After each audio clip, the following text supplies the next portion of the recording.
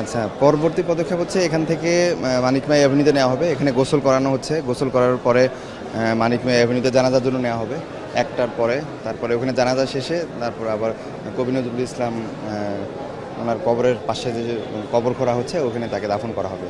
এটাই প্রসিডিউর। এটা ১টার পরে এখান থেকে বের করার সম্ভাবনা আছে আর কি। পরিবারের সদস্য ওনার বড় ২ ভাই আছেন আর বোন আছেন, ওনার মা আছেন, ওনার ওয়াইফ আছেন। না, সবাই এখানে নাই, অনেকে বাসায় আছেন, অনেকে এখানে আছেন।